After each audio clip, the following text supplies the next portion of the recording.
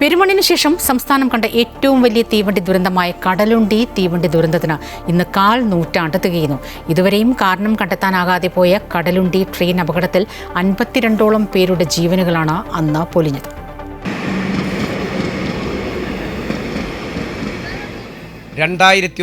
June 22 ഒരു മഴ തോർന്ന വൈകുന്നേരം ചെന്നൈ മെയിൽ കടലുണ്ടി തൊട്ടു. തീവണ്ടി കടലുണ്ടിപ്പാലം കടന്നതോടെ പാലം ഒന്നു വിറച്ചു. മുന്നിൽ പോയ ബോഗികൾ പിന്നോട്ട് വലിഞ്ഞു. പിന്നെ കാണുന്നത് ബോഗികൾ പുഴയിലേക്ക് മറയുന്നതാണ്. ട്രെയിനിന്റെ പിൻഭാഗത്തെ ബോഗികൾ പൂർണ്ണമായും വെള്ളത്തിൽ താഴ്ന്നു. ചില ബോഗികൾ പാലത്തിൽ തൂങ്ങിക്കിടന്നു. ശബ്ദം കേട്ട് സംഭവസ്ഥലത്തോടിയെത്തിയ മത്സ്യത്തൊഴിലാളികളും മണൽ തൊഴിലാളികളുമാണ് രക്ഷാപ്രവർത്തനം തുടങ്ങിയത്.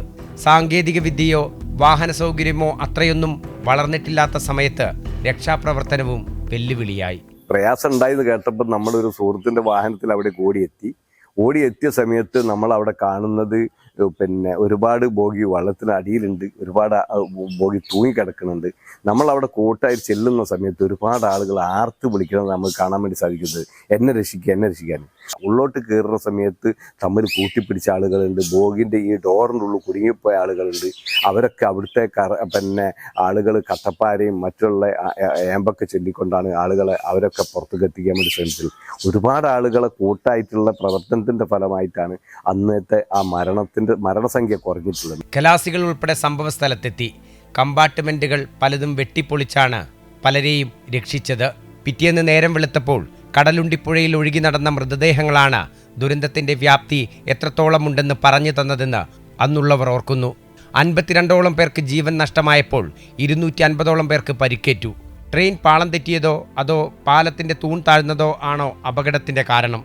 അന്വേഷിച്ച കമ്മീഷൻ ഇരുട്ടിൽ തപ്പി അന്വേഷണവും അവസാനിപ്പിച്ചു.